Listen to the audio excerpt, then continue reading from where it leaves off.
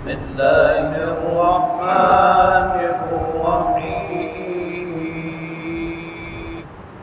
ولا تجعلوا الله عرضة لأيمانكم أن تبروا وتتقوا وتصلحوا بين الناس والله سميع عليم لا يؤاخذكم الله باللغو في أيمانكم ولكن يؤاخذكم بما كسبت قلوبكم والله غفور حليم صدق الله وصدق رسوله النبي الكريم۔ سورہ بقرہ کی آیت نمبر 224 اور 225 کی تلاوت آپ نے سماعت کی۔ ترجمہ سماعت فرمائیں۔ وَلَا تَجْعَلُوا اللَّهَ عُرْضَةً لِأَيْمَانِكُمْ،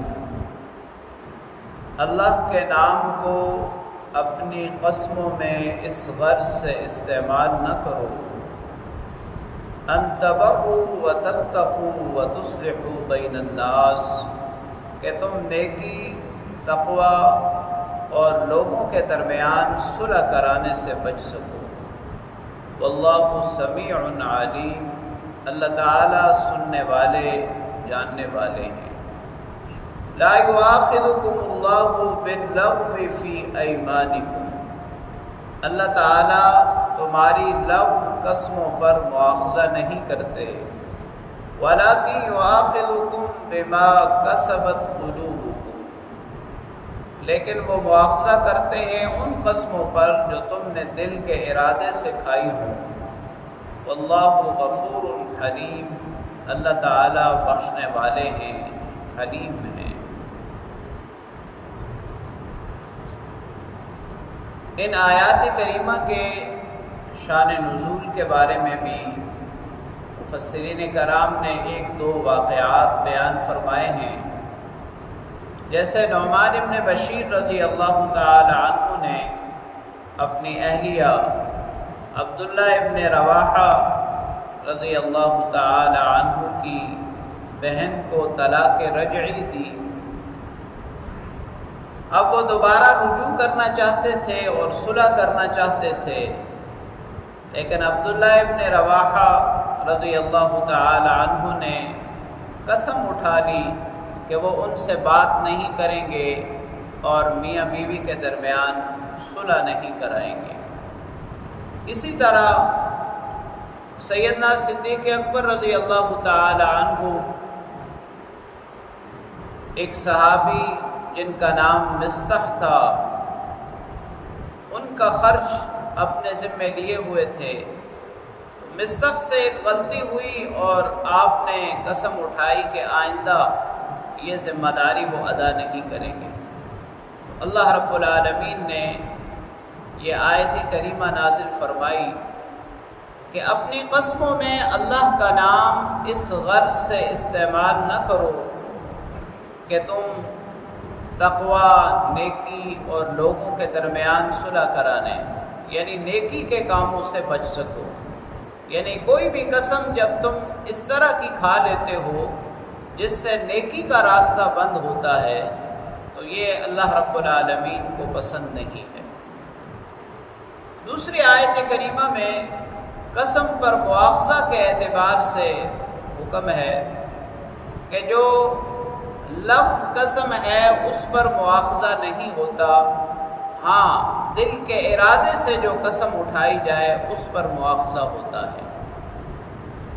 قسم کو عربی زبان میں یمین کہتے ہیں اور اس کی اصطلاحی اعتبار سے 3 قسمیں ہیں: یمین لغو، یمین غموس اور یمین منعقدہ۔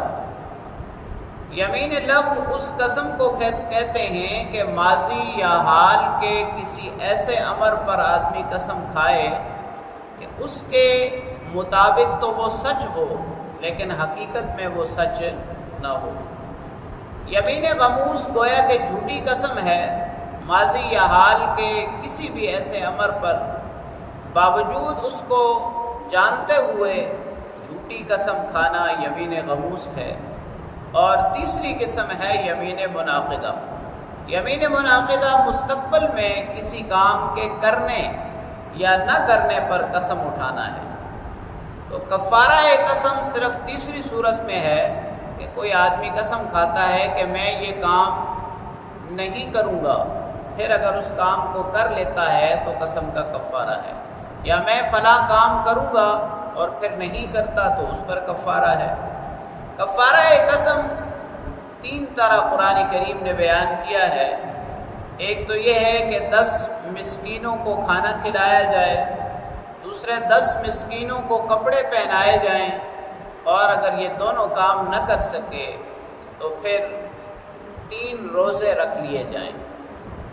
تو کفارہ صرف تیسری صورت میں ہوتا ہے، باقی جھوٹی قسم پر سخت گناہ ہے، اور وہ قسم جو سچ جان کر کھائی جائے لیکن حقیقت میں سچ نہ ہو، اس پر اللہ رب العالمین کی طرف سے کوئی مواخذہ نہیں ہے۔ یہاں لفظ سے یہ لفظ قسم بھی مراد ہو سکتی ہے، اور یہاں مفسرین کرام نے ایک دوسری تشریح بھی فرمائی ہے کہ بسا اوقات تکیہ کلام کے طور پر قسم کا ارادہ نہیں ہوتا، لیکن تکیہ کلام کے طور پر آدمی قسم اٹھا لیتا ہے یا کسی کام کے ساتھ قسم کا ذکر کر دیتا ہے، تو ایسی صورت میں مواخذہ نہیں ہے۔ ہاں، جان بوجھ کر اگر قسم کھائی جائے تو پھر اس پر مواخذہ ہوگا۔ اور ان آیات سے یہ سبق بھی ملتا ہے کہ قسم اٹھانے سے، قسم کھانے سے جہاں تک ہو سکے پرہیز کیا جائے، اس لیے کہ اللہ کا نام قسم کھانے کے لیے نہیں ہے، بلکہ اللہ کا نام تو اللہ رب العالمین کی خوشنودی اور رضا کے لیے لیا جاتا ہے۔